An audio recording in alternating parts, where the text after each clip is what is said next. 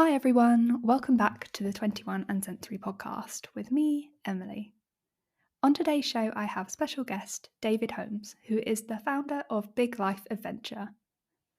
Big Life Adventure is a fun, safe, and supportive online platform designed especially for people with learning disabilities and autism.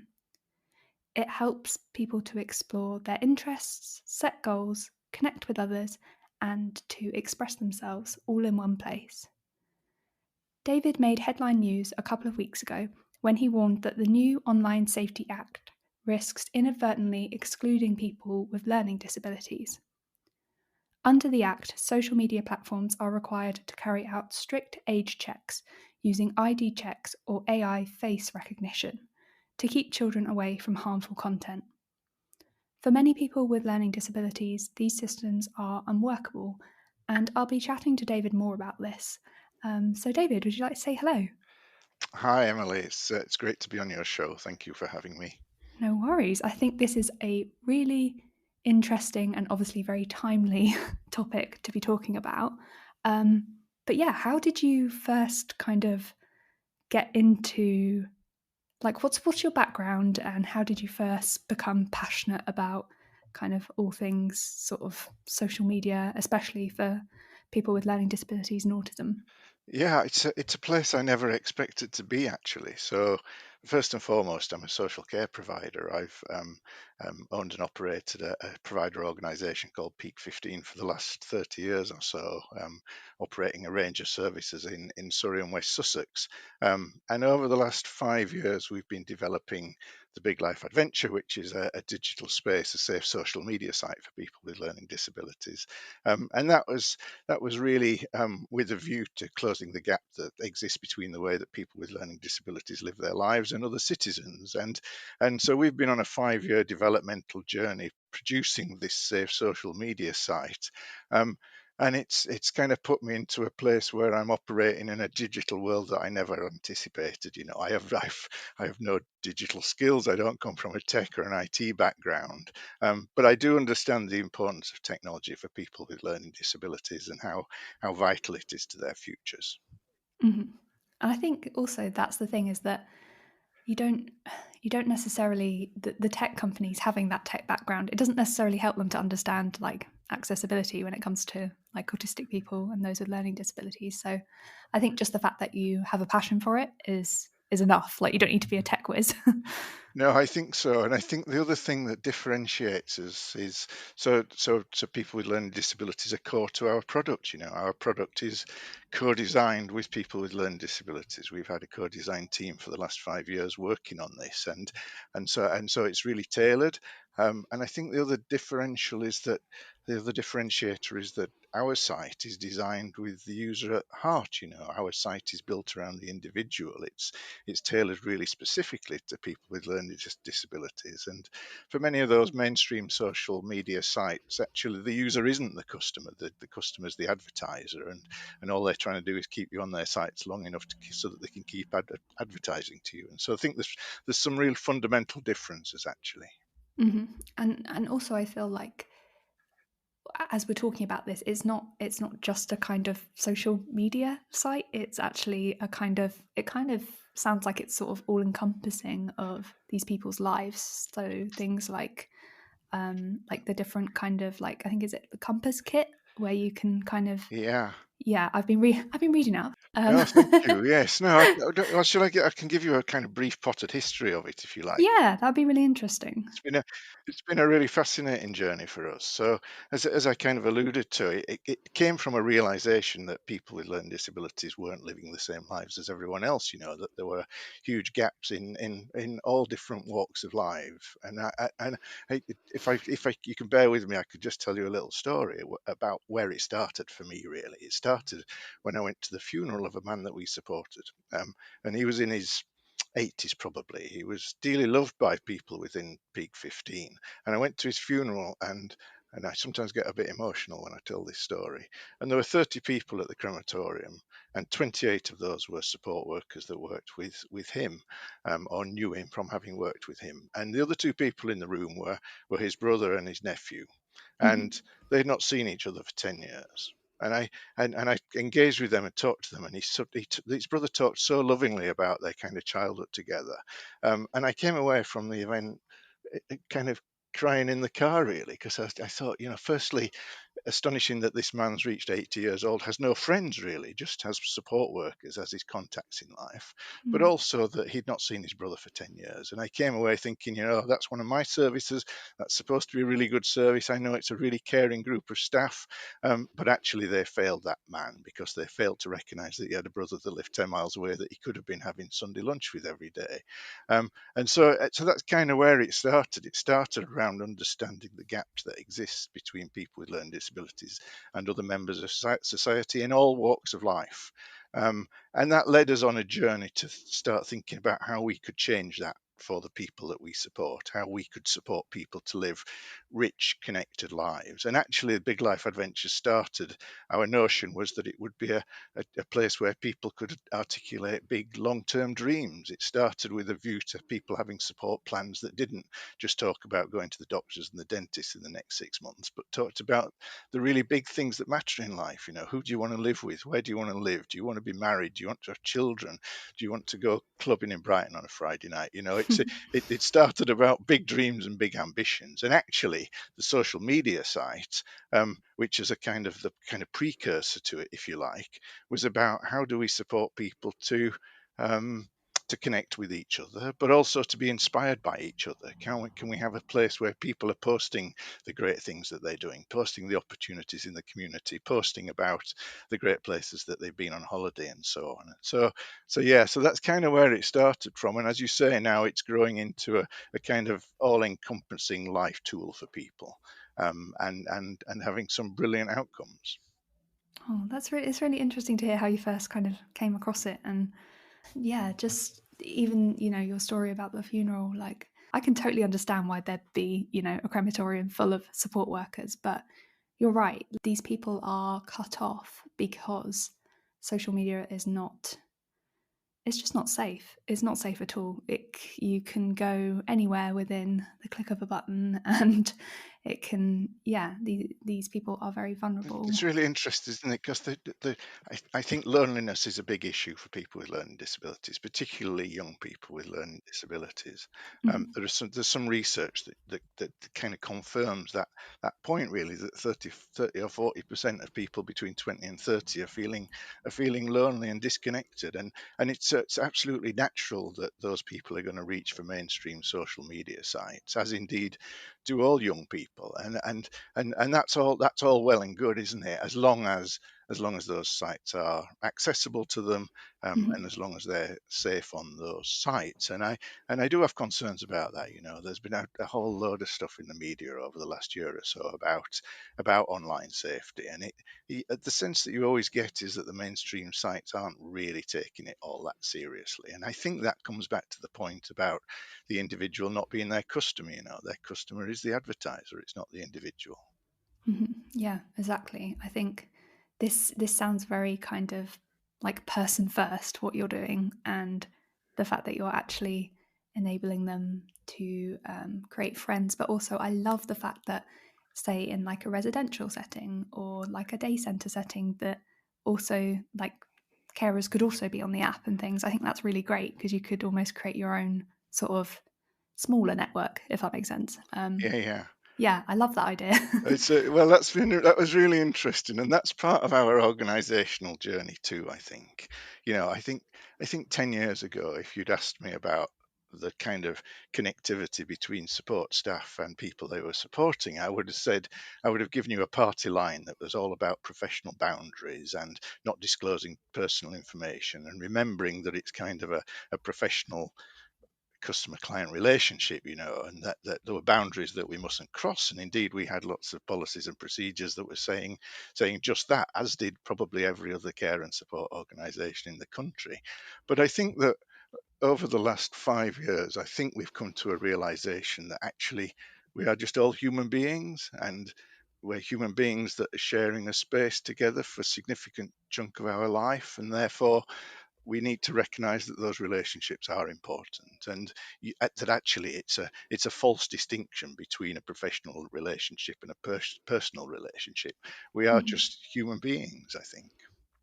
Yeah, definitely. And I think just the fact that you were saying earlier that from the start you've included, you've got this advisory board of people with lived experience, the fact that you're listening to them from the very start, you're not just bringing them at the end to be like, what do you think of this? I think that's great, the fact that they're actually shaping the product and sharing their ideas and thoughts, and just, Yeah, yeah, you're giving them a voice, which I think is really yeah. important for something they're going to use. I think it's great as well. I think it's absolutely essential. This site, first and foremost, is coming from a good place. We're trying to change the world for people with learning disabilities, and so they absolutely have to be involved from the very outset. And I love that they are, and they really contribute, and they bring so much value, and their opinion is 20 times more important than mine, actually. And I love all that they contribute. Can I tell you another story? Yeah, please do. That's exactly what a podcast is for. No, I know, but I don't want to bore your listeners with my No, ramblings. not So, at all. so when we set off on this program, and we set up this co-design committee, Mhm. one of the ladies that was part of that group, we were talking about relationships, the big life adventure structured into various elements of life. And we were talking about relationships. And this lady was talking about her boyfriend. And she said, I really love him. And we get together once a fortnight. And when they get together in a communal space. And there are other people around, and they get to spend a couple of hours together. And we kind of said, well, that's a little different from the relationship that most people have with their boyfriends. And we talked it through, Mhm. and she articulated really clearly that she wanted to see him more often, that she wanted that relationship to move to a point where it was an intimate relationship, and she wanted that relationship to progress. And we talked to our staff about this, and they were kind of saying, oh, we wanted to keep her safe, and we were all concerned about, and whereas actually they were restricting her freedom. And clearly she was working with a project, and so we kind of took the steps organisationally that were necessary to support her to engage more fully in that relationship. And about a year later, I was in Brighton with my wife, and we were in a coffee shop, Mhm. and she was in Brighton too, and she was in the same coffee shop with her boyfriend, and there was support staff there, but they were at some distance. They were just kind of keeping an eye, and it was her birthday, and we had a chat, and she was going to a karaoke club, and they were going to spend the afternoon drinking vodka and singing karaoke, and I, and she was telling us about their plans to go to Sardinia on their holidays, and I just felt like that relationship had progressed so far in such a short space of time, and that was because we were asking the right questions. We Yeah. were exploring with the team why they were acting in the way that they were, and we were exploring with her what her wants and desires were. And I think Mhm. asking the right question is so important in understanding what people really want of their lives. And there's a really significant issue, as you're probably aware, Emily, with people with learning disabilities, which is that expectations are so low. We did a piece of research with the guys that we support to see what their expectations in life were, and they were unambitious. They were, I want to keep going bowling, I want to keep Mm. going swimming, and they weren't saying I want to get married. They weren't saying I want to have children. They weren't saying I want to live in the Caribbean. They weren't ambitious at all, actually, and that's a fundamental barrier that we have to overcome. Yeah, definitely. I think that's so sweet that you kind of came full circle and saw them together in a cafe. I think It that's was really lovely. lovely. And it's a big life in its infancy. We've only implemented it within Peak 15 over the last 12 months or so, and it's recently gone to market. There are maybe 6 or 7 different organisations using it and starting to connect through it. But we're already starting to see so many of those lovely stories, and I could bore you for the next hour with those. Honestly, I'm quite happy to to hear more stories. Like, I just, I definitely feel like that's what I want for my own brother, Yeah, because he talks so much about, like, I'd love to have a girlfriend, and yeah, we'd get a cat together. I don't know why specifically a cat, but he's got this in mind. And just like, and it would have kittens, and like, and he's got this whole like backstory, and it's fascinating.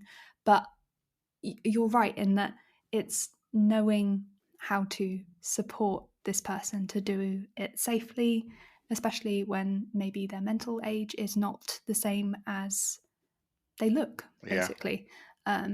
He looks like a young man, but he is operating at a kind of mental age of someone maybe half his age. yeah, So it's really so difficult to navigate. But you want, as families and carers, you want the very best for them, and you're right. Like, they shouldn't just aspire to keep doing the daily activities that they are like set to do. Like, my brother loves to go swimming and, yeah, like bowling, like you said. But you're right. Like, I don't think he aspires to anything because he doesn't know anything outside that kind of like world, I guess. well, that's I think that's right. I think that's right for many people. Mm. And I think that's one of the things that Big Life Adventure can address. And yeah, I don't want to sound like a salesman here, but as you were talking then, I was thinking, Big Life Adventure has the ability for people to set up groups. I don't think there's a cat lovers group, but in time there will be a cat lovers group. But it's definitely the case that people are posting pictures of their dogs all the time. There's a big kind of dog sharing stuff that goes on through the postings on Big Life Adventure. But I was thinking, there is an avenue through which your brother could explore those things. Mm.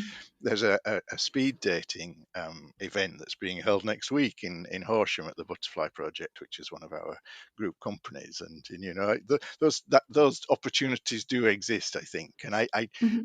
I think we have to be cautious with some of those things, but I think that those opportunities are out there, and it's only right and proper that people with learning disabilities have the opportunity to explore those things like everyone else in society. Yeah, exactly. And I think also for my brother, for example, I keep going back to him, but No, like it's fine. It's he fine. he lives in a all male residential home, Yeah, so that of course kind of limits his interaction with females his age. So him kind of understanding behaviors and things like that, like the fact that you can facilitate things like speed dating and things that actually might introduce them in a kind of slow and supported way. I think yeah. that sounds lovely. Yeah, this point about isolation is a real issue. We did again, as part of our kind of preliminary research, we did an exercise that established how many friends people have, Mhm. and the research that we did across the people that we support said that beyond support workers, the average number of friends that people have, friends and family, people that they were connected with, was Mhm. 20. And that compares with the rest of society, where there's been quite a lot of research done in kind of the number of friends and relations. And there's an academic that did some research to kind of establish how our friendship networks worked, and drew these kind of concentric circle models that said that we have people that are close to us, like our loved ones, our children, our partners, and so on. And then we kind of have people that are a bit further away from us, like our neighbours and our work colleagues. And then there's people a bit further away from us still. And he Mm. came up with a number of 250. He said that on average, people in our society have 250 people that they know pretty well, that they would talk to in the street. And so comparing that 250 with the 20 people that people with learning disabilities Yeah. have is a really stark contrast, isn't it? So Yeah. it stands to reason that if you've only got 20 people that you know, and that half of those are your family, the Mm. chances of finding a loved one in that cohort of 10 people that you're connected with is almost zero, isn't it? So it's no Mm. surprise that people with learning disabilities don't have a loved one. I think the figure's something like 3 or 4% of people with learning disabilities have a relationship with a loved one of their choice, and that compares with 70% in the rest of the population. And when you start stripping that sort of stuff back, you realize, firstly, how big the gap is, but secondly, how far we've got to go with that process. So Big Life is one of several routes to support people to expand their friendship networks, and by expanding friendship networks, they're going to live a richer life and potentially find love. Yeah, which is lovely. And I think, it sounds like just it's having such a small and kind of closed circle, which I'm not saying is a bad thing, but yeah, hearing that figure of 20 versus like 250, that is mad. That It's quite startling, isn't it? And yeah. these kind of these statistics, these realities kind of go under the radar, you know. I think that what our society did when it closed the long stay hospitals was that it decanted people into community settings, and then it kind of said, oh, well, that's job done now, people are living in the community like everyone else. And of course they're not at all. They're living really narrow, sheltered, isolated lives within the community, not really connected to that community at all. And Mm. that's a tragedy, really, and that's a real challenge for our society. You know, our society, you know, we're sitting in a wealthy country in the 21st century, and we should be really at a point where we're supporting people with learning disabilities to live rich, dynamic, exciting lives where they articulate big dreams and ambitions, and they're supported to achieve those ambitions in a way that they're simply not at the moment. And Mhm. I find that a bit of I find that a national tragedy, really. And that, you know, that might be overstating it, that might be over emotional, but I think there's a big journey for us to go on, and that's really where Big Life Adventure came from. That was really us saying, well, you know, even organizations like Peak 15, which have a good reputation, which are trying to do the right thing, even in our organization, there are people who are living Groundhog Day lives, narrow, sheltered lives. Um, and we don't want that for those people. We want everyone to have the opportunity to live life like everyone else. Yeah, and also everyone else is living their lives kind of the majority of the time online. Like Yes, everything is done online, like yes, meeting people, banking, yes, dating, yes. just yeah, so many different things are facilitated through that online, yeah, It's portal.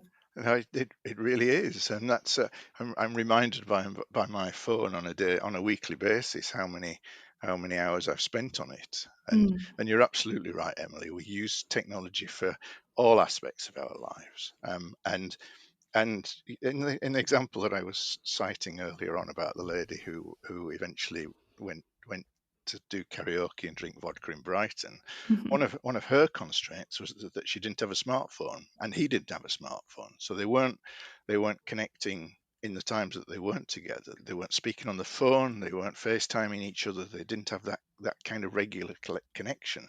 Mhm. Um, and this issue about digital exclusion is one of those areas of life where there is a significant gap, and I think that's a real problem, and I think we need to be really awake to that problem, because if people aren't on the digital bus at this point in time, how are they ever going to get on the digital bus? You know, that digital bus is accelerating. You know, digital growth is exponential. You know, it's getting faster and faster, Mm. and we're using digital stuff for more and more things, and now we've got the kind of spectre of AI, which has emerged really strongly, hasn't it, over the last 12 months or so. Yeah. And you know, if people with learning disabilities aren't on that digital bus now, they're going to be left behind forever. Yeah, yeah. No, you're totally right. And I think also the kind of work you've been doing, raising awareness about the Online Safety Act and how that is kind of unintentionally potentially shutting out people just because of these kind of the way age checks are done. Can you explain a little bit more about that? Because I feel like this links really No, well. no, I can absolutely. So we came up against that really in relation to Big Life Adventure, and so Big Life Adventure is a small specialist site. It's a site which has safety at its heart. You know, we've built tons of layers of safety into Big Life Adventure, and I can talk at length about that. The issue, though, that we came up against was that we, as the kind of developers and owners of that platform, have to comply with the Online Safety Act. And the Online Safety Act is really strict in terms of what you have to do. And that brought us around to look at age verification processes, and the requirements for us to have age verification for Big Life Adventure. But it also then led us to kind of look at age verification in relation to other sites too.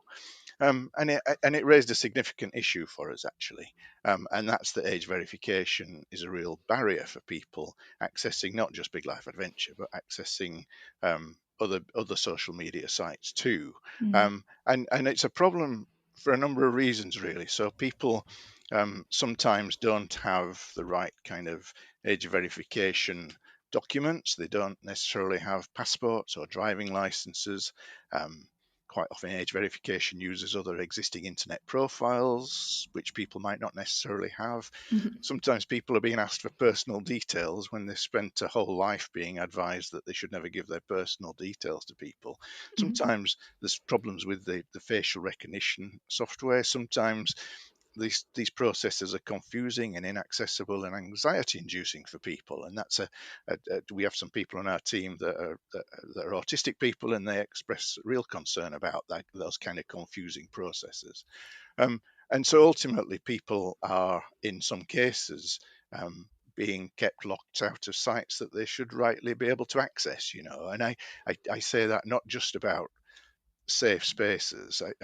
There are people with learning disabilities are adults too, and they have rights to go to some unsafe places if they choose to do that. And so I think our concern is not about the principle of online safety. We absolutely, by the principle of online safety, it's absolutely important to keep children safe from harmful content on the internet. But I think Mhm.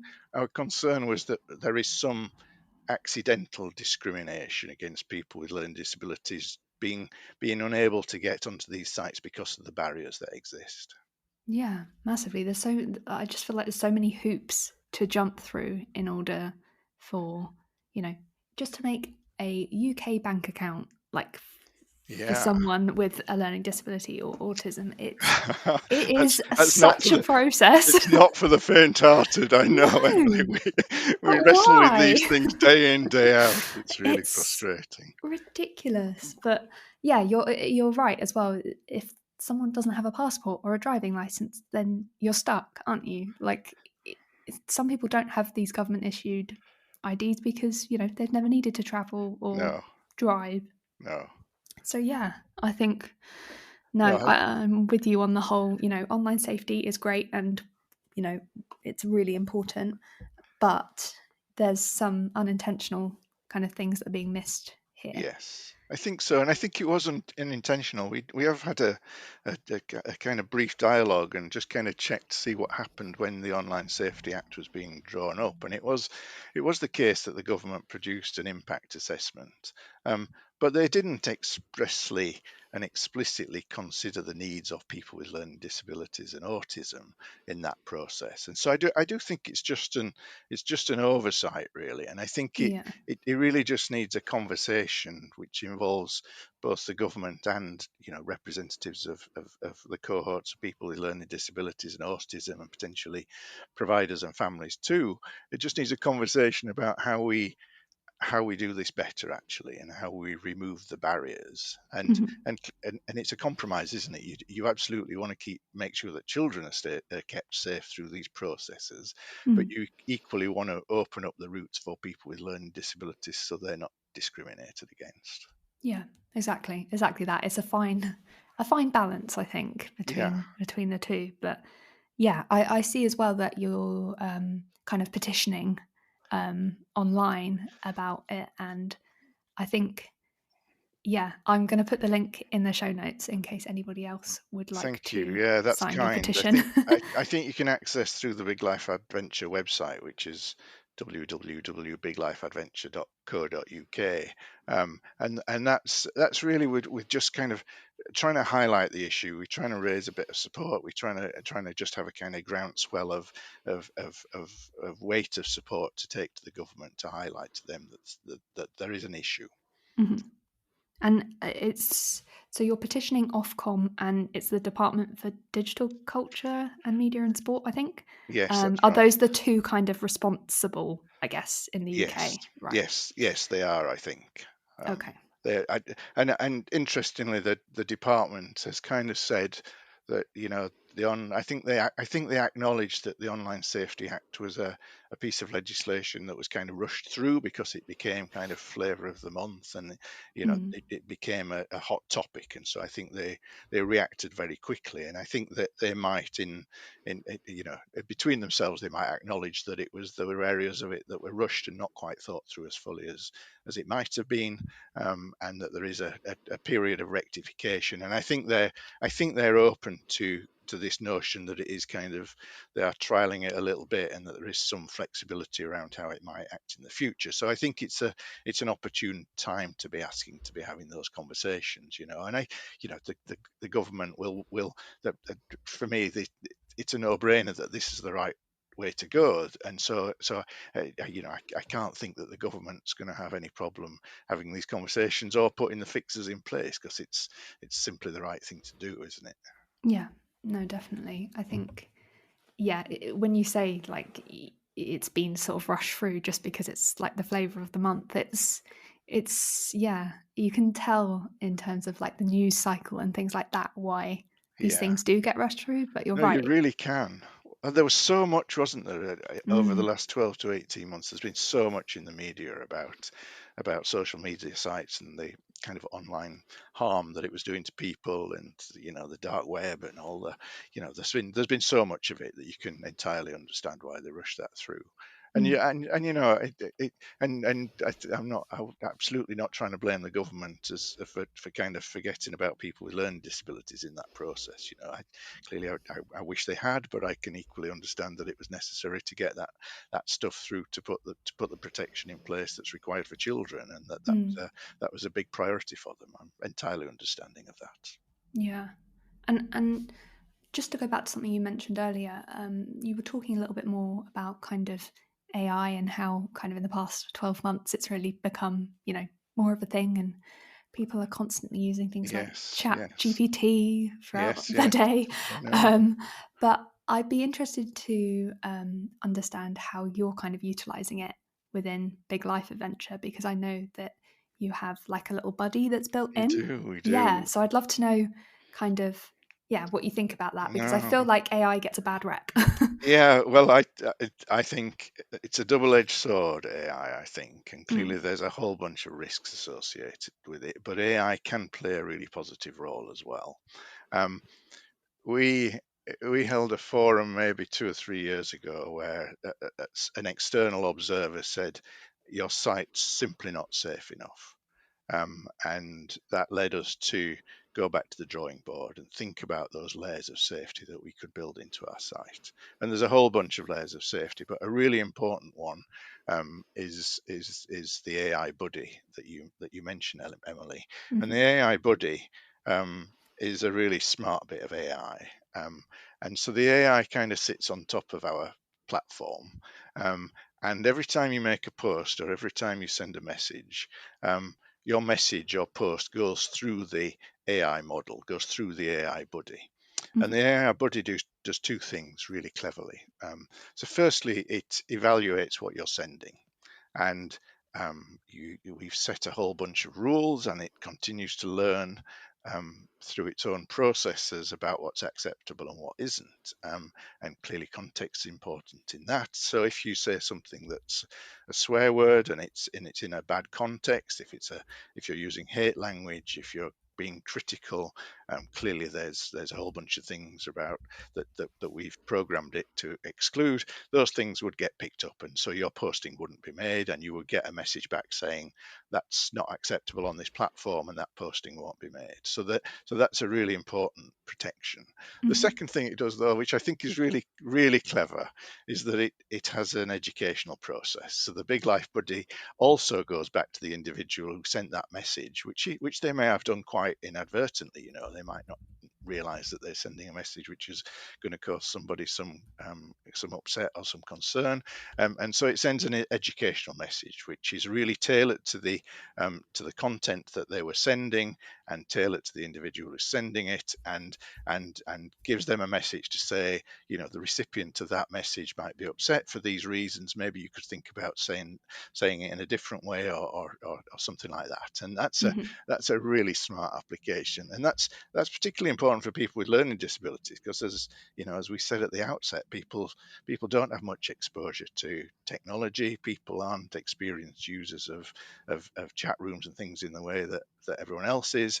And so that's a really good learning process for people to go through. So yeah, the AI buddy in Big Life is a revolutionary bit of tech, I think.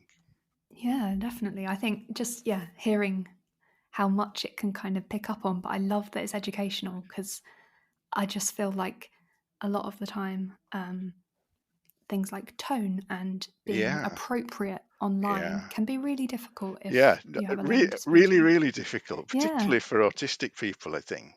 Mm. Those nuances are really quite important. And what's so smart about the AI buddy is that it picks up on those points. So it understands that context is important. There are some circumstances where people swear at each other in a friendly, jovial way, and the AI buddy accepts that and allows people to post those things. Mhm. It treats people as adults, as it rightly should. Um, but it also understands where the context is negative and rejects that. I was thinking when you were talking then that it was about the fun that we had when we were testing this. This focus group that we talked about, this reference group, which is comprised largely of people with learning disabilities. We're testing this, and kind of sending all these swear words down the line to see what came back and what they could get away with and what they couldn't. It was really, really good Excellent. fun. Yeah, yeah. And it's it's still a work in progress, but it's working really well actually. Yeah. So really delighted with it. And interestingly, that's something that the mainstream social media providers could do tomorrow, but they choose not to. Isn't that, yeah, that's wild, isn't it? That Yeah, I mean it's a fantastic bit of tech. It's developed by a company called Geeks that are based in Sutton, who are absolutely geeks, but did a brilliant piece of work. Technological development is expensive, but in the context of the revenue streams that these mainstream social media providers are earning, mm, it's a drop in the ocean, really. And yeah, so that kind of tells you something, doesn't it? Really? it does, especially when they have these internal teams that could Yeah. potentially work on these sorts of things. Yeah, that it is. Yeah, it's kind of sad, really, when, like you say, tomorrow something like that could be implemented, Yeah, and I think so too. yeah, could include so many more people. Yeah, yeah, they could. Yeah, I love the idea of just it understanding kind of the sort of tone and like, oh, this is meant in a jokey way, kind of thing, or this is actually coming across as quite mean. Like having that sort of, it sounds like gentle steering, like Yeah, it's not rewriting everything for you, sort of thing. that's right. Um, That's the way it works, and mhm, it's not offending people, and it's speaking to people in the right language and with good tone. I think you're right. I think it's gently redirecting, mhm, and I think people are learning through that process. And I think what we're seeing by kind of observing the users on the platform is that they are getting to understand online safety much better through those processes, and I think that's mhm. improving the quality of their online experience. And am I right in thinking as well that alongside kind of this AI buddy, that you also have that kind of like human support element as well, sort of going on? Yes, so yeah, so the, at the heart of Big Life Adventure, and it goes back to where it started really, um, is that we wanted to reshape the role of our support workers, and we wanted our support workers to become guides through this process. So the way that we've implemented Big Life Adventure internally within Peak 15 is that we have allocated every individual who's using the platform a guide, and the Mhm, guide will spend an hour a week, maybe built into the support rota, and they'll spend an hour a week with the individual with the Big Life Adventure platform. And so that's about exploring all the different aspects of the platform. Ultimately, it's about exploring people what their big dreams and ambitions are, and helping them to plan to achieve those things. But it's also about how to use the platform safely. and how to communicate well with other people through the platform. And so that's a kind of luxury that we have as an organisation. But Big Life Adventure is also available to the general public through the website, and so that might be a role that parents or that advocates or that friends or other family members need to fulfill in some cases. I was thinking about when you're talking about your brother. If your brother logged onto the website and signed up to Big Life Adventure, it might be that somebody such as yourself, Emily, might play a role in supporting them on the platform. And that might be an educational role at the outset, but that role might diminish as people become more confident on the platform themselves. And the platform is really user friendly. That working party of people with disabilities that have been involved from the outset have made sure that it's as easy to use as possible. When I go on it, and I go on it every morning, because I have it gives me a window into the world of people that we support, and it helps me see what's going on across the organisation, what people are up to. It enables me to build friendships and relationships with people that I very seldom see in my organisation, and it always feels like it's a real privilege to be able to make those connections with people, and I think it's a joy, actually. Oh, that's great. Also, I bet people sign up and they're like, right, got to add David as a friend. Well, so they get offered me pretty close. So clearly, one of the things about social media is that it's only as good as the content that you get. And the way that Big Life Adventure works is that you only get content from people that you're friends with, because that's enabling people to kind of keep control about who they're interacting with. So there aren't any at this point. There aren't any kind of general feeds that are going out, and so you only get content from people that you're friends with. And so if you sign up onto the site, it's really important to kind of build your group of friends very quickly, so that you're seeing content that's rich, so that you're engaging with people through the site. And so they are offered to be my friend and other people's friends at the outset, just to help people build connections. And certainly at Peak 15, I really love that. I love that I have this digital connection with the people that we support, and with their staff, and in time with their families as well. We're at Peak 15, we employ 200 people. Sorry, we support 200 people. We employ about 400 people. So we kind of, with families and everybody else, there's maybe this community of 1,000 people. And increasingly in my role, I'm tight to the office, and so I don't see people day to day as much as I would like. I don't get out into the services as much as I would like. So for me, it's just brilliant to be able to build that connectivity with people. And then when I do bump into people, we have a conversation. Everybody in my organisation knows about my puppy Paddy, and I post pictures of Paddy every week. And so I might bump into one of the guys that we support in Horsham, and their first question is, "How's Paddy getting on? Why didn't you bring him along?" And those connections are really lovely. I could tell you what some of the guys that we support. I could tell you what some of them had for breakfast this morning. It builds a real connection.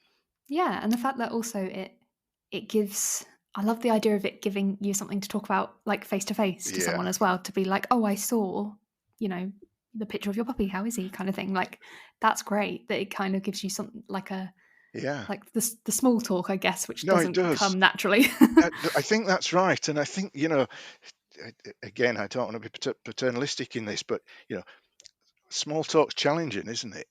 Getting Mm, getting beyond the kind of niceties of "hello, how are you," to have a proper conversation about life is a challenge, unless you've got a few hooks to hang that on. And mm, that's exactly what Big Life does. It breaks down those barriers, and so we have rich and meaningful conversations. And I think that you know across our organization, we over the years we build shared experiences. We have lots of exciting things that go on across our organisation. We go to Glastonbury every year supporting water aid and cleaning toilets. We go and climb mountains and things, and they're really valuable shared experiences, and they're human experiences where people are achieving things that they thought they wouldn't otherwise achieve. And to have those shared experiences and to be able to post pictures of those things and reflect on those things just Mm. really builds a really strong, connected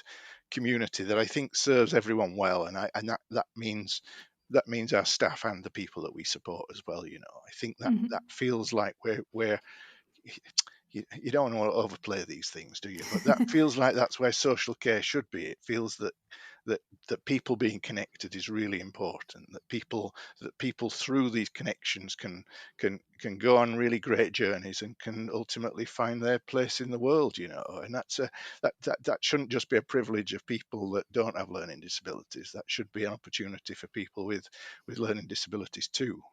Yeah, and I Sorry, I think feel like I'm preaching now, Emily. no, I'm no, sorry. no.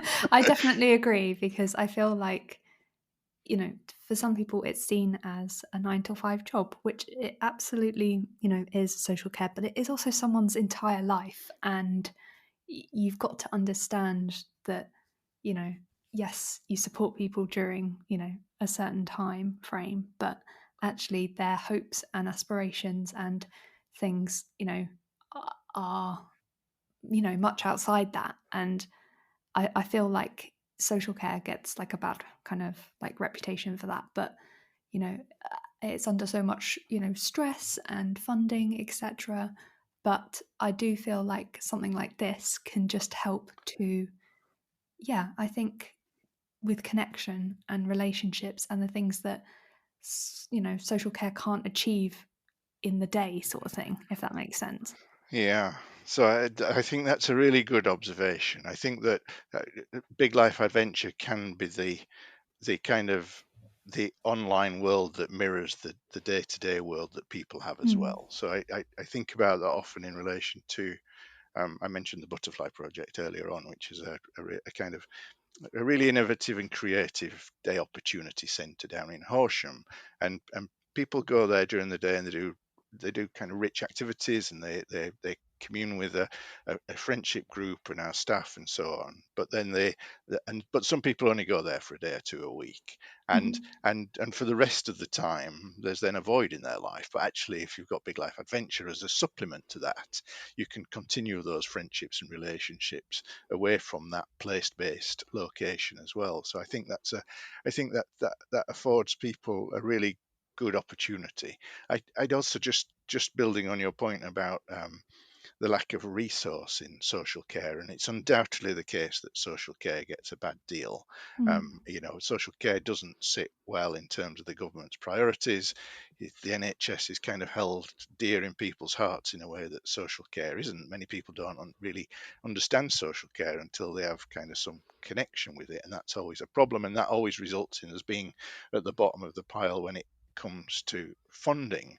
But for me, Big Life Adventure points to a much brighter future, actually, and that brighter future is a future where actually people need less paid support. And for me, that has to be the future. The future of social care has to be finding ways to support people to live more independently, but in a way where they need less support. And then that support can be delivered by specialist people who are kind of teachers and enablers. And those people can then be paid well for their role. And I always think about, we were talking earlier about the number of people that have a relationship with a loved one.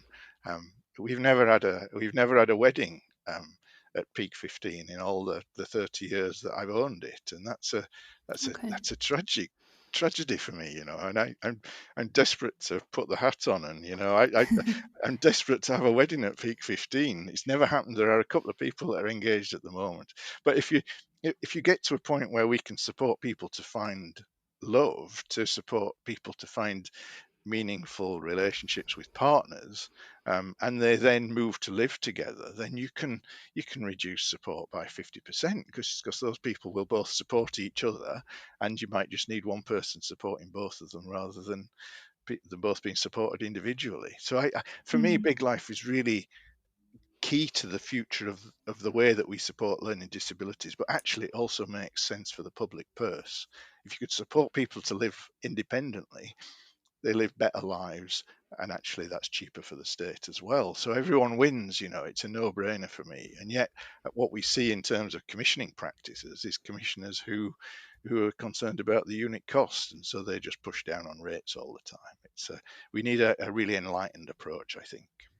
Yeah, and I feel like a lot of kind of residential and day centres, which are obviously great, they a lot of things are based on kind of group activities rather than kind of the individual themselves and maybe helping them with a relationship. Like I feel like it's almost seen as it's too much of a like minefield to try and navigate that, and it would require too much work and time and effort to be able to support a person through that, which I think is really sad. And I understand the kind of, with a group activity, it involves everyone, it gets everyone out and doing.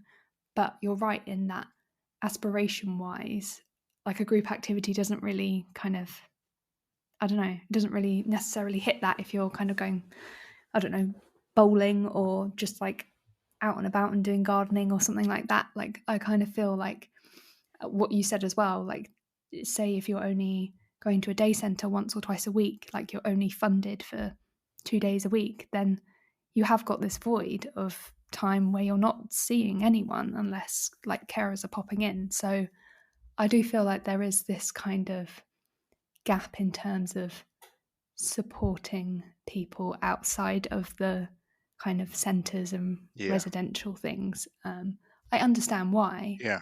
but it's sad. It feels really important to me that we find ways to support people to maintain that connectivity. It also feels really important we support people to go on their individual life journeys.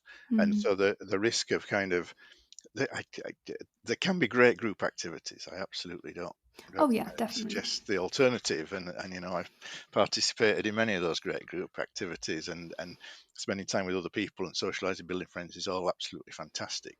But people do go on individual journeys through life, and there is a risk that if you overplay the group activities, you end up with just kind of warehousing people and treating people as commodities, and that's exactly the opposite of what we're about with this. We're supporting people to go on rich individual journeys through life, which are journeys that will involve um, mixing with lots of other people, and Mm. people of the choice of the individual. But the, the there is an issue, I think, when funds are so tight, when local authorities have so little funding, that those individual journeys tend to fall by the wayside. It's very easy for commissioning authorities to say, this group activity is much cheaper Yeah. than supporting somebody individual, and that might be the case in the short term.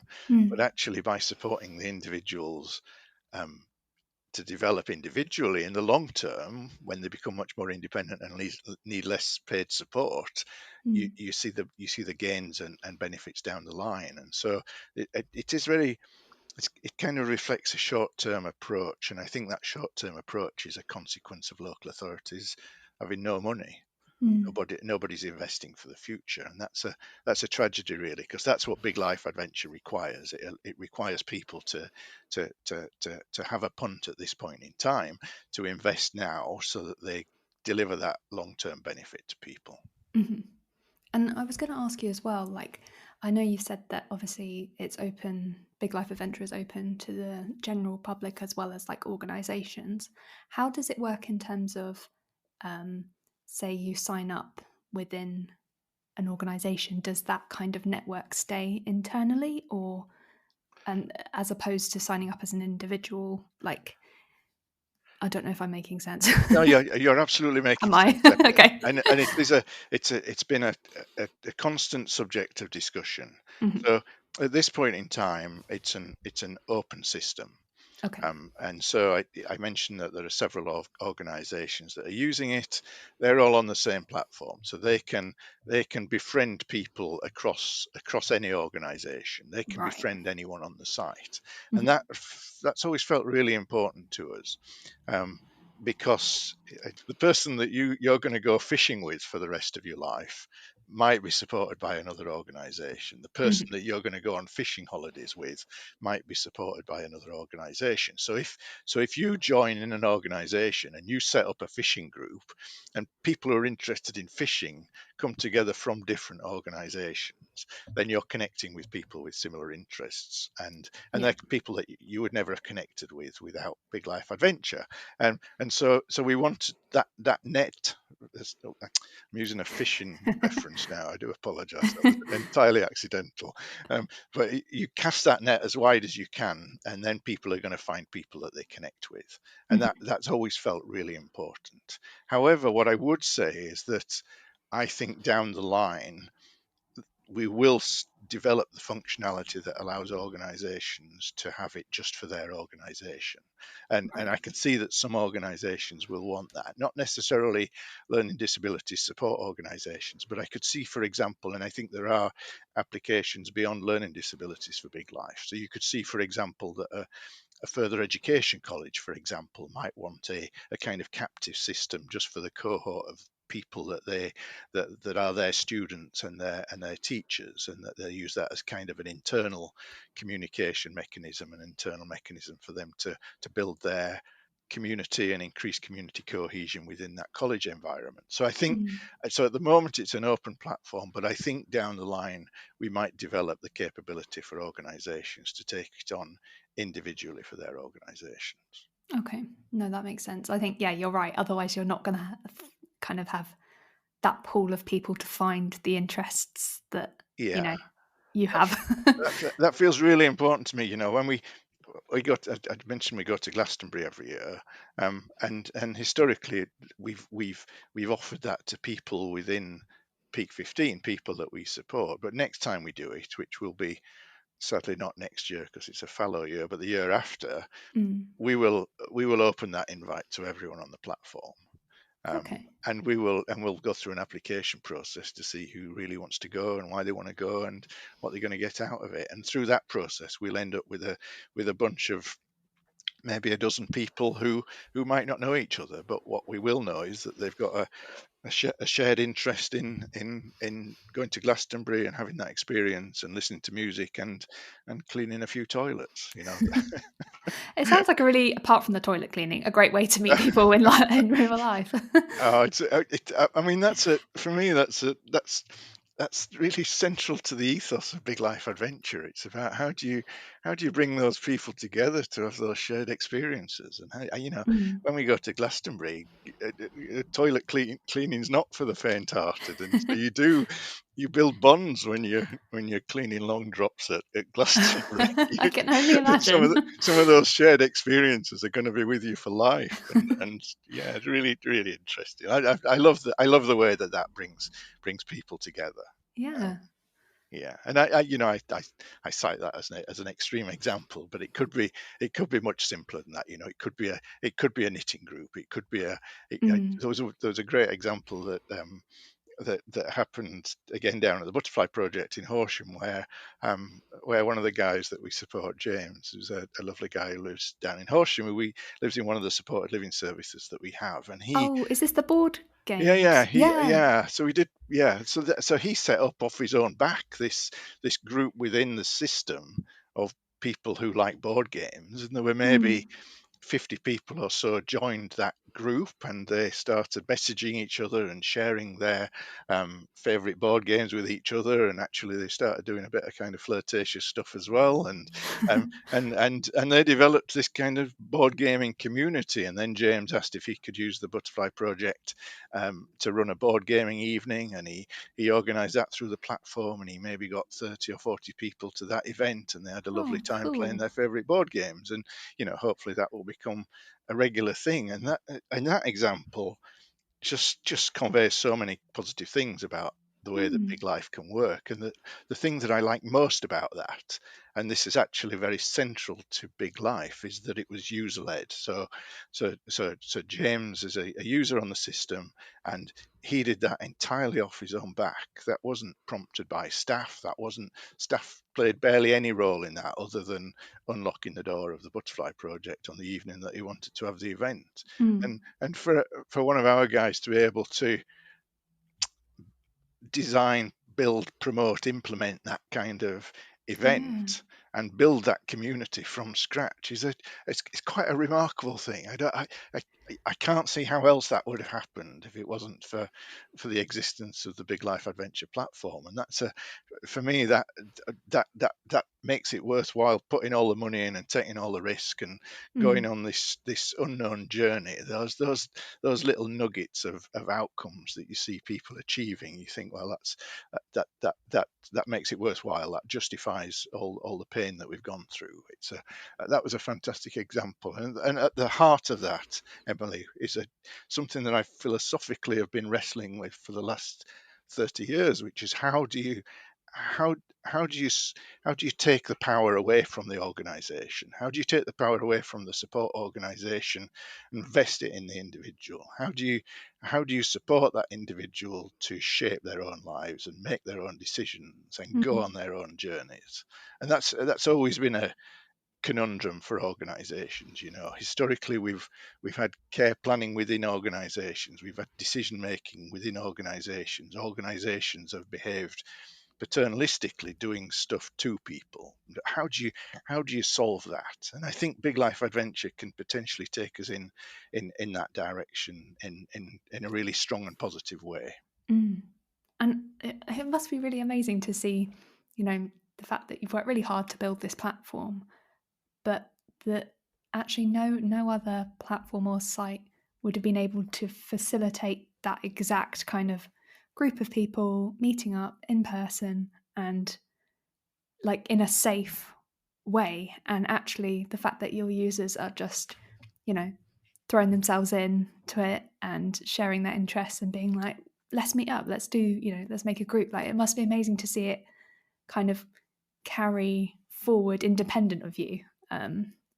Yeah. Yeah, yeah. I mean, I think so. I mean, it goes to the question of why we do anything in life, doesn't it? And I, I, I work with people with learning disabilities because I want to do something good in my life, and that's important to me. And in my quieter moments, if I reflect on the positive impact that we're having on people's life, that undeniably makes me feel good. And I think Mm. that's okay, isn't it? I think we can be selfless, but we also need to be selfish a little bit. And when I'm 80 years old and I'm sitting in front of the fire with my glass of single malt, I want to be able to reflect on a life well lived, really. And Yeah. does that sound a bit crass? But No, no. we're on this planet for a limited time, aren't we? And we should try and Mm. do good things. And this is the cohort of people that I've chosen to work with, and I want to do good things for that cohort. And I have such faith in this product and this kind of direction of travel that's intrinsic within that. That Mm. this has to be about people living a life. I absolutely want the people that we support to live a rich life. I want them to be out there taking positive risks and a few negative risks as well. I want them to be giving it a go. I don't Yeah. want them to be wrapped in cotton wool. Life's not about just supporting someone to live until they die. It's about supporting people to have a really rich life, and that's always been central to the Peak 15 ethos. But it's really central to the Big Life Adventure, and I think Big Life Adventure could be the hammer that cracks that nut.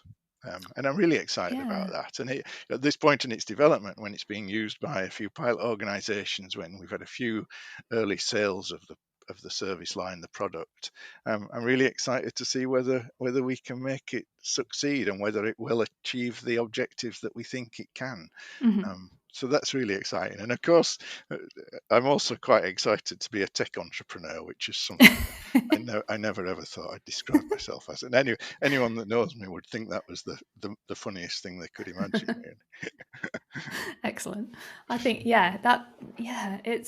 this was why I was really excited to talk to you, because I think you're tackling something that is so huge. It's such a big issue that a lot of people probably aren't aware of, but that are we're not really seeing. And I don't know, we're not really, that this world isn't made for those who are autistic or who have learning No, disabilities. And as an autistic person myself, I feel like I am very on the edge of society, and I yes, feel like these sorts of things the big companies don't want to tackle. And the fact that you're giving it a go, and you're funding it, you're putting in all this work despite all the hurdles that I imagine you're having to to yeah, face, because it's really hard to keep people safe online, full stop, but it's really hard to keep vulnerable people safe online. And it just means that they get cut off from the rest of the world. And yeah, it is isolating. And to go back to my brother again, he's never had a social media account because he mm, cannot safely use the internet. He will, just go all over the place on the internet, and he has no concept of time or money, so he is vulnerable. And because of that, he only really has regular contact with his close family. And again, he doesn't have a smartphone, so he has a kind of brick phone. yeah, So like you were saying about the couple earlier, like connection is really difficult on these sorts of devices. But how can you be safe on, there's so many layers to it. And I'm just really glad that someone is trying to do something, because I feel like these group of people would be amazing, like as a community online. Like that's how I found a community of autistic people, is online. mm, I'd never met anyone who was autistic in real life, like, because it's not really the first thing you say to someone. um yeah, I found my kind of people online. And why shouldn't other people, just because they're vulnerable, doesn't mean that they shouldn't have the same opportunities, basically. um Sorry, that was a rant. no, I'm right, and I'm with you on everything that you say, Emily, and all that is really the underpinning of why we're on this journey. Mm, This journey is about supporting people to become connected with the world. It's yeah. about supporting people to find friends with similar interests. It's about supporting people to showcase the really exciting things that they're doing so that other people can be inspired those things. And as well as you mentioned the kind of kit bag of tools, but that's as well as kind of promoting things that are going on in the local community, giving people opportunities for kind of social opportunities, but also potentially work related opportunities, as well as kind of a raft of useful resources. I'm sorry, I sound like a salesman now, but I No, think no, that no. the kind of by fulfilling all those elements, I think it's giving people a real fighting chance of living a life in a Mm, way that they otherwise couldn't do, and that's what's really exciting. And you can see that as we get more and more of these good news stories, as more and more people share about the great things that they've been doing, then that's going to kind of get into a virtuous cycle where people learn from each other and develop and do more exciting things for themselves. And that journey is a fantastic journey for me to observe. mm. I really want people to be out there having rich experiences and going on a progressive developmental journey. And I think through this mechanism we can support them to do that. Yeah, definitely. And I think that the point you made about we shouldn't just be supporting people to you know just live their lives until they die. Like it's so much more than that. And I think that would be something that I wish that the government would understand, is that these people deserve to have aspirations and potentially work at places, with support, and like these people can be so much more if you just actually see them I and listen agree. to them. I agree, and um, yeah, people absolutely don't get that. They absolutely don't get the contribution that people with learning disabilities can make, and mm, that's in part because everybody has strengths, and so for me, it's just about tailoring the job to someone's strength. If I go back to the Glastonbury experience, there's a few people that we've supported at Glastonbury over the years that come to mind who were, this sounds terrible really, who were absolutely brilliant at cleaning toilets. And in that community, which is a walled community of fairly worthy people in the main, mm, the guys that we were supporting were doing the most important job on the site. And so they were contributing to that society in a way that people with learning disabilities seldom get an opportunity to do. They were receiving tons of positive feedback for the work that they were doing, and they were valued more than anybody else inside that Glastonbury community. mm, And if you're, I can only kind of try and put myself in the mind of someone with a learning disability, but if you spent your life being supported by a society, if you've spent your life taking from that society to keep you alive, mm, to have the opportunity to switch that and to start contributing and to start being valued, I can only imagine what that does for them. They come back brimmed with confidence. They come back with renewed ambition. There was one lady, we don't just clean toilets actually, and we have been promoted to water distribution over the last couple of years. And there's one lady who was working on one of the water bars just next to the pyramid stage at Glastonbury, and she was an absolute genius at this. She was engaging with everyone in such a lovely way, and just enhancing everybody's experience and giving them a bit of water as well. And she came away from that saying, I want to work in a bar.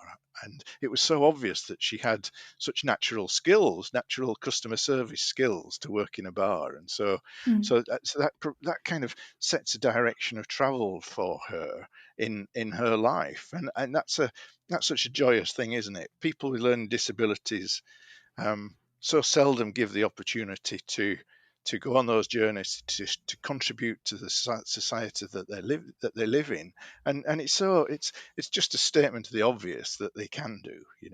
And yeah. on the point about the government, if you compare what we do to what some of the Scandinavian countries do, there's a stark difference. In Sweden, I believe there's a legal obligation for organisations to employ people with disabilities, and that's for me that's a no-brainer.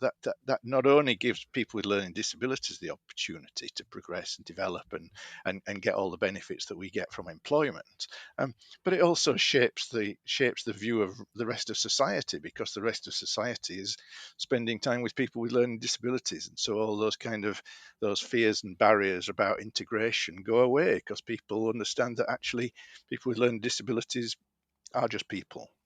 Mhm. Yeah, and everyone should have the right to equality, and that kind of comes back again to everything that you're kind of petitioning about as well, is that it should be kind of equal across the board, that everyone can, access online stuff Yeah, as well as just, life stuff in general. Like it should be equal across the board, whether it's, applying for a job or trying to set up a bank account. it should these things Yeah. should be equal. I feel like I could talk to you about this all day. But tell me, where can people find you online? Where can they sign up for Big Life Adventure? Yeah, thank you, Emily. Um, so we do have a presence on social media that's a growing presence. Actually, we've just recently taken on somebody to manage our social media for us and to increase our presence. So we have an Instagram account which you can get at My Big Life Adventure. Hmm. And there's some nice stuff on there that you'll see that's getting posted quite a lot at the moment about this online safety stuff, but you'll also see much more kind of broader stuff around Big Life Adventure there too.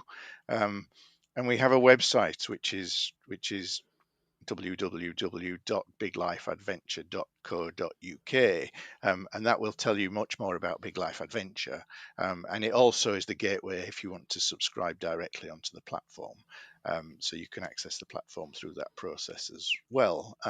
But I would say, that would also have our contact details on, and if you want to get in touch with any of us here at any point in time, please do so, because we're really happy to engage. And this is a learning journey for us. Big Life Adventure is not a finished article by any means. I don't think it ever will be. And so, if we can continually work with people to improve it and to make it better and to serve more people and to fulfil the objectives that we set out for it, then that would be great. So we kind of welcome any observations, positive or negative, are all helpful to us on the journey. Mm-hmm. Okay, amazing. And I've just followed you on Instagram. It's My Big Life Adventure, if anyone Yes. wants to follow you. I've Yes. just had a look. Yes. Thank you. That's okay. I was just like, I wonder what the handle is. But yeah, I can see that you've got lots of different reels and things, and you've been doing lots of like media stuff in terms of like radio and TV, which is exciting. So No, it's been really exciting. well, thank you so much for coming on. And I really, really love what you're doing. And it's clear to hear how passionate you are about it. And I really, really hope that, it can grow. It sounds like it could grow in so many different ways, which is I think it exciting, can. but maybe scary for you. I don't know. No, I think that is exciting. I always reflect on an old Castrol GTX advert that they used to be on the telly long before you were born, probably, and they used to pour this Castrol GTX. I might feel I'm advertising for Castrol now, and they used to pour it on this polished stainless steel plane, and it used to go in all these different directions. And that's just what Big Life Adventure feels like. It feels like it's a really exciting journey that could go in any number of directions, and that's part of the joy of it as well, isn't it? I think.